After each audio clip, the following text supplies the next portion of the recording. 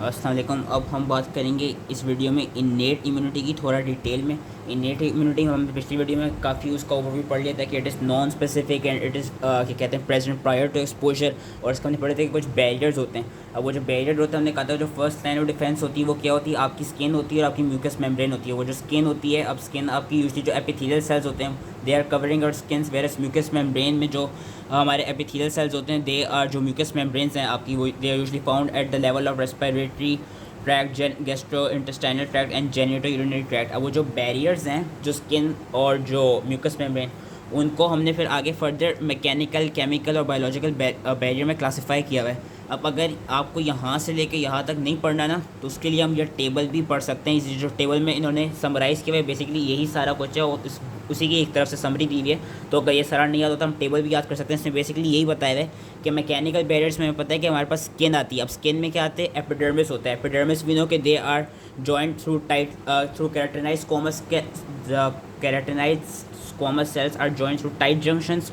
और जो हमारे रेस्पिरेटरी ट्रैक्ट, जीआई ट्रैक्ट और जेनिटो यूरिनरी ट्रैक्ट में म्यूकस मेम्ब्रेन होती है। हमें पता है कि दिस इज प्रोड्यूसिंग म्यूसिन्स जो कि again as a mechanical barrier के तौर पे काम करें, बिकॉज ये कर करें they are preventing the microbes from attaching and inbreeding. Also we know कि जो रेस्पिरेटरी ट्रैक्ट है वहाँ पे मैकेनिकल बैरियर क्या होता है, वहाँ पे सिलिया प्रेजेंट होते हैं। जो जेनिटो यूरिनरी ट्रैक्ट है वहाँ पे हमें पता है कि जो यूरिन है उसकी फ्लो होती है जो कि as a mechanical barrier add करता है। और जो गैस्ट्रोइंटेस्टाइनल ट्रैक्ट है वहाँ पे हमें पता है कि पेरिस्टाल्सिस होता है जो कि again as a mechanical barrier add करता है। केमिकल बैरियर में क्या आ जाता है, हमें पता है जो हमारा स्टमक है it is secreting hydrochloric acid which is acting as a chemical barrier to the microbes. और जो हमारी सिक्रीशंस होती हैं जिस तरह सलाइवा, स्वेट, टेर हो गए, उसमें एक एंजाइम होते हैं which is known as lysozyme. Lysozyme का क्या फंक्शन होता है कि it basically forms holes in bacterial cell walls by breaking linkage in their peptidoglycan molecules. और कुछ एंटी माइक्रोबियल पेप्टाइड्स प्रेजेंट होते हैं which are known as defensins. और डिफेंसेंस कहाँ पे प्रोड्यूस होते हैं, हमारे जीआई ट्रैक्ट में और लोअर रेस्पिरेटरी ट्रैक्ट में। और इनका भी फंक्शन क्या होता है कि they create pores in lipid membranes of bacteria, fungi and even some viruses.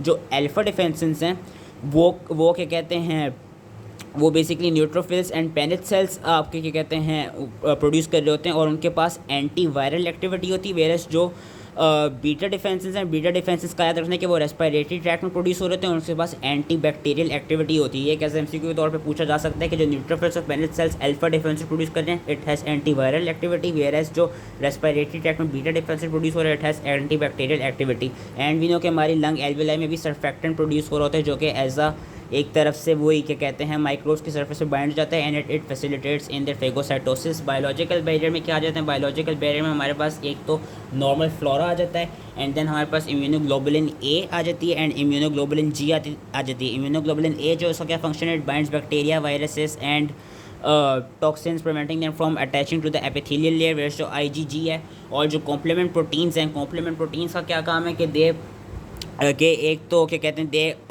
Cause lysis of bacteria by producing membrane attack complex जो आईजीजी है। और जो सी3बी है it causes opsonization of bacteria और they also causes attraction of neutrophils to the site of infection.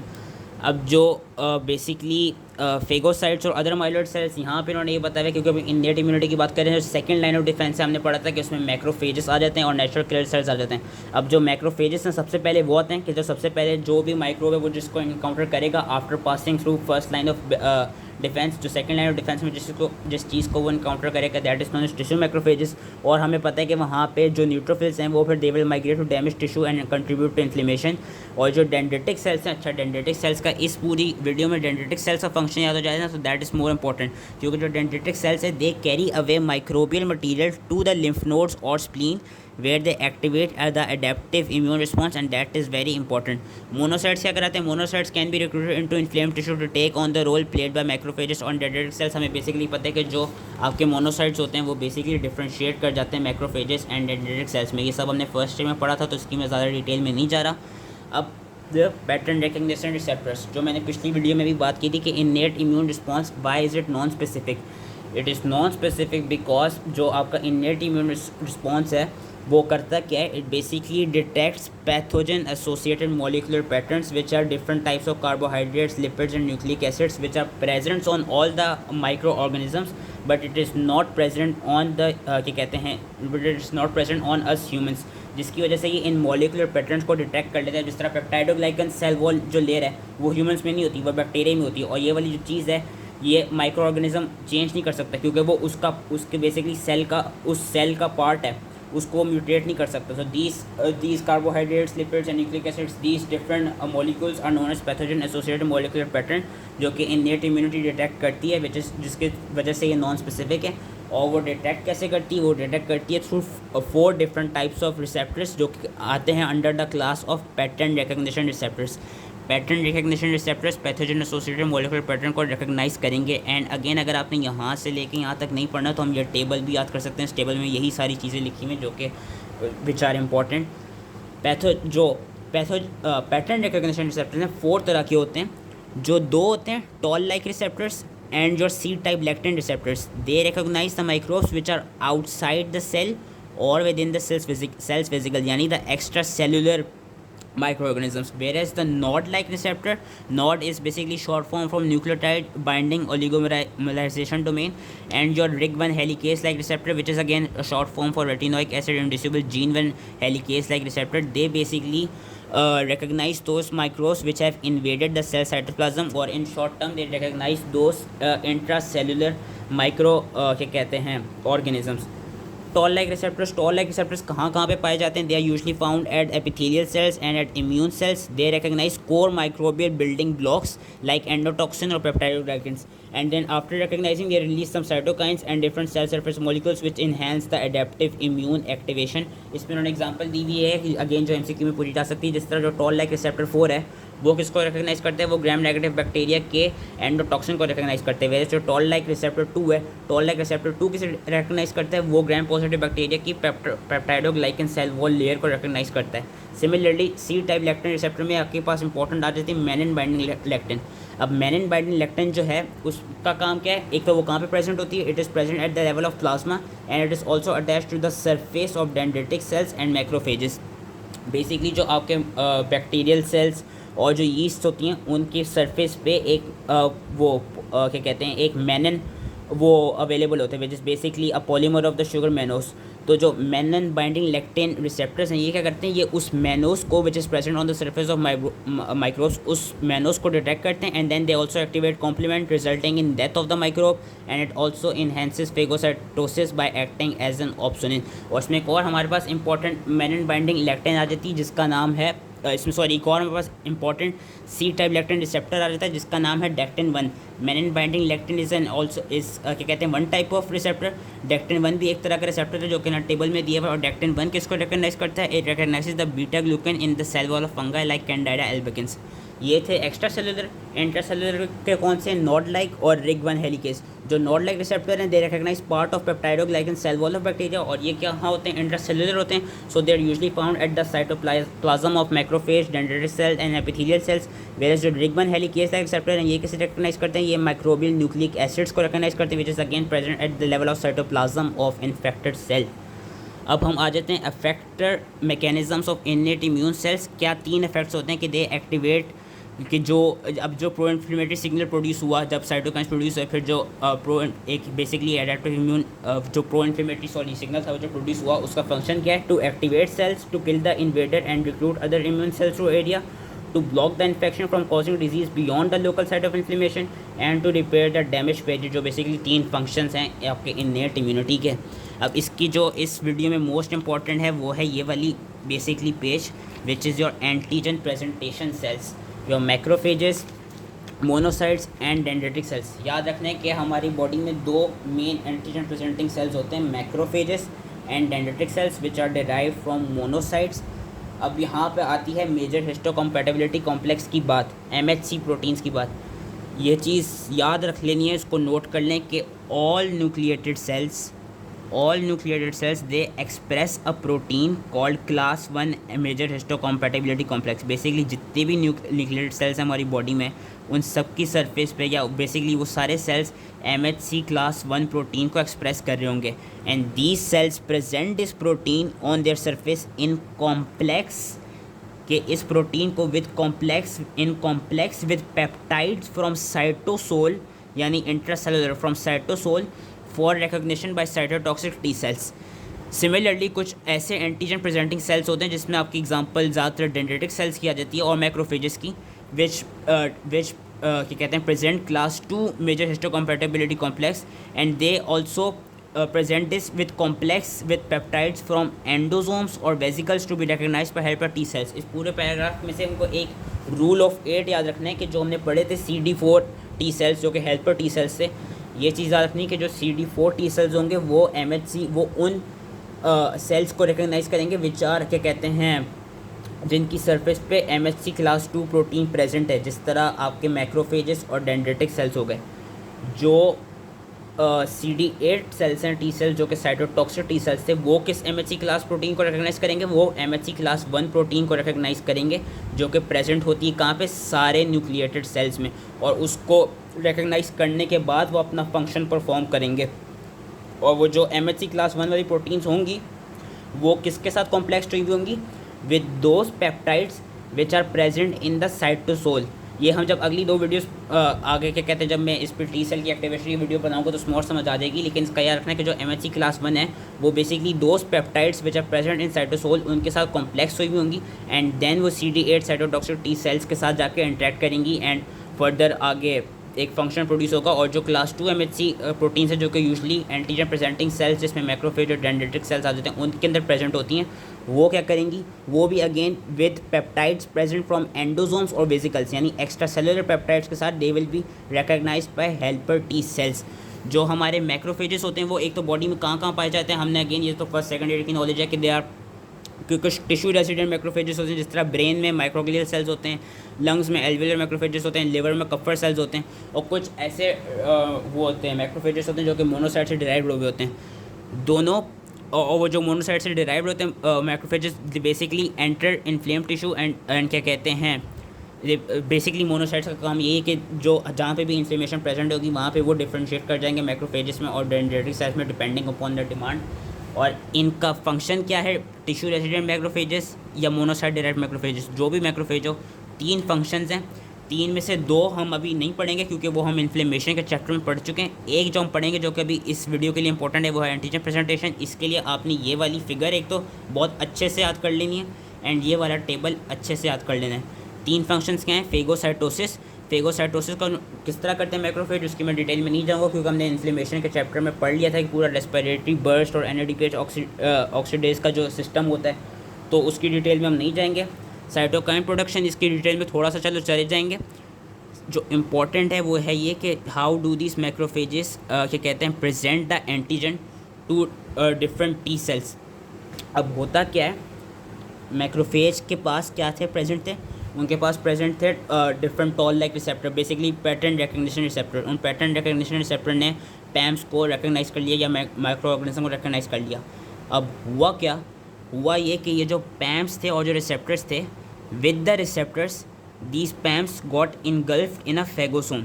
ठीक है, ये चीज़ याद रखनी है कि रिसेप्टर के साथ ये जो पूरा कॉम्प्लेक्स था रिसेप्टर और पैम्स का वो इनगल्फ्ड हो गया इन अ फेगोसोम।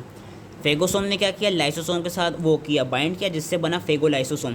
फेगोलाइसोसोम ने क्या किया कि फेगोलाइसोसोम ने बेसिकली कि जो माइक्रोब आया था, जो बेसिकली माइक्रोब रिसेप्टर आया था, जब लाइसोसोम ने उसको डिग्रेड किया, उसके डिग्रेड होने से हुआ क्या कि जो प्रोटीन्स थी जो कि माइक्रोब में प्रेजेंट थी they are cleaved into short peptides. ठीक है, ये चीज़ याद रखनी कि वो जो प्रोटीन्स थी they are cleaved into short peptides. और फेगोलाइसोसोम क्या करेगा कि वो जो शॉर्ट पेप्टाइड्स वाली जो प्रोटीन्स हैं जो कि माइक्रोब से निकली हैं, दो short peptides will be complexed with who? They will be complexed with class 2 MHC क्या कहते हैं प्रोटीन्स। इसको मैं फिर से बता रहा हूँ जो कि मैंने यहाँ पे बेसिकली चीज़ डिस्कस की थी कि मैक्रोफेज ने क्या किया कि उसने अपने रिसेप्टर्स के थ्रू इनगल्फ करके फेगोसोम को लाइसोसोम से रिएक्ट करा के फेगोलाइसोसोम्स की वजह से क्या हुआ कि वो जो माइक्रोब था वो किल्ड हो गया। उसके किल्ड होने से जो उसकी प्रोटीन्स निकली, those proteins those peptides they are presented या they are complexed with MHC class 2 proteins. और फिर आगे क्या होगा कि ये जो MHC क्लास 2 प्रोटीन्स हैं ये फिर ये ऑप्शन से MHC क्लास 2 प्रोटीन्स हैं ये फिर जो हेल्पर टी सेल्स हैं जो CD4 टी सेल्स हैं उनके साथ जाके रिएक्ट करेंगी और फिर एक आगे डिफरेंट फंक्शंस प्रोड्यूस कर देंगी जो भी हेल्पर टी सेल्स के होते हैं। ठीक है, ये काम है, यही होती है एंटीजन प्रेजेंटेशन और ये मैक्रोफेजेस का काम होता है। और इन्होंने यहाँ पे भी दिखाई हुई कि लेट सपोज ऐसा हो कि कोई के मैक्रोफेज ने इंट्रासेलुलर कोई उसके अंदर प्रेजेंट आ गया है, कोई लेट सपोज के रिसेप्टर के वो फेगोसोम में नहीं बना, इंट्रासेलुलर एक बैक्टीरियम या एक माइक्रो ऑर्गेनिज्म आ गया, तो उसमें क्या करेगा मैक्रोफेज, उसमें मैक्रोफेज ये करेगा कि उसको प्रोटियोसोम के थ्रू ब्रेक करके, अब वो इंट्रासेलुलर था तो इंट्रासेलुलर की वजह से क्या होगा कि वो MHC क्लास 1 के साथ कॉम्प्लेक्स कर दिया जाएगा, वो पेप्टाइड, वो क्या कहते हैं माइक्रो ऑर्गेनिज्म के बेसिकली वही जो रेमनेंट्स हैं जो उसके पेप्टाइड्स। क्यों? इसलिए क्योंकि हमने पिछली वीडियो में पढ़ा था कि जो इंट्रासेलुलर होते हैं एंटीजन्स, उनको डिटेक्ट कौन करता है, CD8 T लिम्फोसाइट्स, और अभी हमने पढ़ा CD8 T लिम्फोसाइट्स कैसे डिटेक्ट करते हैं, MHC क्लास 1 को। इसलिए ये चीज़ याद रखनी है कि जो अगर कोई ऐसा माइक्रो ऑर्गेनिज्म हो जो कि मैक्रोफेज को इन्फेक्ट कर ले, उसके अंदर इंट्रासेलुलरली प्रेजेंट हो जाए, तो उसको प्रोटीजोम डिग्रेड करेगा और वो जो पेप्टाइड्स होंगे दे विल बी कॉम्प्लेक्स्ड विद क्या कहते हैं MHC1। लेकिन नॉर्मली क्या होता है, नॉर्मली यही होता है कि मैक्रोफेज जाते हैं, जो भी साइट ऑफ क्या कहते हैं इन्फ्लेमेशन है वहाँ पे माइक्रोब्स को उन रिसेप्टर के साथ फेगोसोम में वो कर लेते हैं, कन्वर्ट कर लेते हैं, फेगोसोम लाइसोसोम से रिएक्ट करके फेगोलाइसोसोम बनाता है, और फिर वो जो पेप्टाइड्स निकलते हैं माइक्रोबियल के, they are then complex with MHC class 2, फिर MHC क्लास 2 आगे जाके उनके साथ हेल्पर टी सेल्स के साथ रिएक्ट कर लेती है कि antigen presentation after foreign material is ingested and degraded, fragments of antigens are presented on the macrophages cell surface in conjunction या in complexion with the class 2 MHC proteins for interaction with helper T cells. और इसके बाद क्या होता है, cytokine production होती है कि macrophage produce cytokines like interleukin 1, 6 and tumour necrosis factor alpha which enhance inflammation, and they also produce interleukin 8 which is a कीमोकाइन। तो ये तो हम इन्फ्लेमेशन के चैप्टर में पढ़ ली थी। अब इसमें जो इंपॉर्टेंट है वो है dendritic cells. Why are dendritic cells more important या more better antigen presenting cells than macrophages? वो इसलिए हैं कि इनका एक फंक्शन याद रखना है कि dendritic cells are the main inducers of adaptive immune response, thus serving as a bridge between innate and adaptive immunity. How? दो क्वालिटीज़ हैं जो कि डेंड्रिटिक सेल्स के पास हैं, मैक्रोफेजेस के पास नहीं है। वो दो क्वालिटीज़ क्या हैं? एक तो है कि dendritic cells have the ability to migrate, कि they have the ability to collect antigens and then migrate from the barrier locations through the draining lymphatic vessels and into local lymph nodes. करेंगी क्या कि जहाँ पे भी जो भी infection हो वहाँ से जो डेंड्रिटिक सेल्स हैं वो बेसिकली एंटीजन्स को पिकअप करके कहाँ ले जाएंगे अपना लिम्फेटिक फ्लो के through different local lymph nodes में, और लिम्फ नोड्स में जाके वो किसको प्रेजेंट करेंगे, वो प्रेजेंट करेंगे नाइव टी सेल्स को। नाइव हाँ बेसिकली नाइव जो इनएक्टिव टी सेल्स हैं। ये एक इंपॉर्टेंट पॉइंट है जिसकी वजह से dendritic cells act as a bridge between innate and adaptive immunity. Adaptive immunity में हमें पता है कि टी सेल्स और बी सेल्स होते हैं। वो इसलिए कि डेंड्रिटिक सेल्स क्या कर सकते हैं कि अच्छा डेंड्रिटिक सेल्स जाते कैसे हैं लोकल लिम्फ नोड्स में? बेसिकली डेंड्रिटिक सेल्स जब वो एंटीजन को कलेक्ट कर लेते हैं और जब माइग्रेट कर रहे होते हैं तो क्या करा रहे होते हैं, उनके पास उनकी सरफेस पे एक कीमोकाइन रिसेप्टर 7 प्रेजेंट होता है, CCR7। और कीमोकाइन रिसेप्टर 7 किसके साथ बाइंड करेगा? कीमोकाइन के साथ। वो कीमोकाइंस कहाँ से प्रोड्यूस हो रहे होते हैं? जो भी लोकल लिम्फ नोड्स हैं वहाँ से कीमोकाइन प्रोड्यूस हो रहे होते हैं। और dendritic cells since they have picked up the antigen, वो क्या करा रहे होते हैं, वो ये उसका रिसेप्टर CCR7 प्रोड्यूस कर रहे होते हैं, और फिर वो उस जो भी लोकल लिम्फ नोड साइट है वहाँ पे जाते हैं, और जो नाइव टी सेल्स हैं उनको फिर जाकर वो एक्टिवेट कर देते हैं। यहाँ पर उन्होंने यही चीज़ बताई हुई कि जो बेसिकली डेंड्रिटिक सेल्स है कि first is their ability to collect antigens and then migrate from these barrier locations through the draining lymphatic vessels and into local lymph nodes. ये हो गया कि जो CCR7 है on the cell service it recognises that it has engulfed a pathogen. और उसके बाद जो मैंने अभी फंक्शन बताया कि जो डेंड्रिटिक सेल्स होते हैं they use the CCR7 receptor to sense and migrate toward chemokines that are produced by cells and lymphoid tissues, and once they are there the dendritic cells present antigens complexed with MHC proteins, क्योंकि again उनका काम ही यही था। तो they complexed with MHC proteins to naive T cells in T cell zones। और इसकी वजह से इनमें एक ये इंपॉर्टेंट बात है कि जो मैक्रोफेज थे, मैक्रोफेज क्या कर रहे थे, मैक्रोफेज बेसिकली ये कर रहे थे कि ये जो यहाँ पे MHC के साथ जो पेप्टाइड्स कॉम्प्लेक्स हुए हैं ये बेसिकली उन टी सेल्स को वो करा रहे हैं, डिटेक्ट करा रहे हैं जो कि ऑलरेडी एक्टिवेटेड हुए हैं।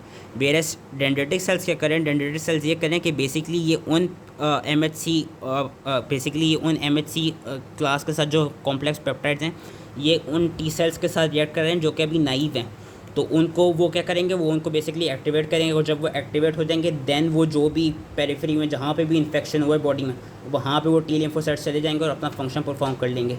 एक तो ये वजह थी जिसकी वजह से dendritic cells are more important. यही चीज़ यहाँ पे लिखी हुई है कि macrophages only interact with already activated T cells in the peripheral inflamed tissue. दूसरी वजह ये है जिसकी वजह से dendritic cells are more important कि dendritic cells they have ability to present endosomal antigens on class 1 MHC। अब ये इंपॉर्टेंट इसलिए क्योंकि मैंने अभी पहले बताया था कि क्लास 1 MHC को वो होने के लिए साइटोटॉक्सिक टी सेल के साथ डिटेक्ट करने के लिए क्या होना ज़रूरी है कि जो भी बैक्टीरियम है वो उसने सेल को इंट्रासेलुलरली इन्फेक्ट कर लिया। जो डेंड्रिटिक सेल्स होते हैं उनके पास एक इम्पॉर्टेंट प्रॉपर्टी ये होती है कि जो उनका एंडोसोम है वो क्या कराता है, वो जब वायरस को फेगोसाइटोस करेगा तो उसको फिर जो बेसिकली जो भी वायरल एंटीजन है वो अपने एंडोसोम के अंदर रख लेगा एंड वो करेगा कि जो डेंड्रिटिक सेल है उसको इट विल बेसिकली जो डेंड्रिटिक सेल है उस वो ये करेगा कि वो जिस वायरस का भी उसने एंटीजन पिकअप किया है उस वायरस को वो ये नहीं कहते हैं अपॉर्चुनिटी नहीं देगा कि वो वायरस इसको इस डेंड्रिटिक सेल को बेसिकली इंट्रासेलुलरली इन्फेक्ट कर सके। यही चीज़ उन्होंने यहाँ पे बताई है कि जो डेंड्रिटिक सेल्स होते हैं they can phagocytize viral particles into their endosomes and present them on both class MHC1 and MHC2, and this process is known as cross presentation के it allows the dendritic cells to prime यानी to activate naive cytotoxic T cells to recognize tissue tropic viruses without the dendritic cell itself being actually infected। यही दो वजह हैं जिसकी वजह से dendritic cell ज़्यादा एक तरफ से कह लें इंपॉर्टेंट एंटीजन प्रेजेंटिंग सेल है कंपेयर टू मैक्रोफेजेस।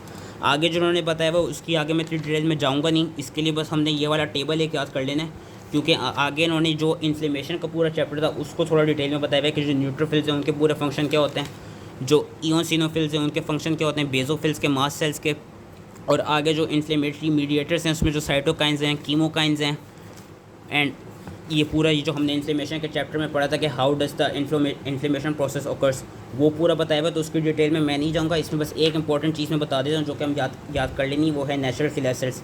कि नेचुरल किलर सेल्स का फंक्शन क्या है और वो अपना फंक्शन क्यों उस तरह परफॉर्म करते हैं, कि उनका फंक्शन ये है कि they kill virus infected cells and tumour cells, जो कि मैंने पिछली वीडियो में बता दिया था, and they produce interferon gamma which activates macrophages to kill ingested bacteria.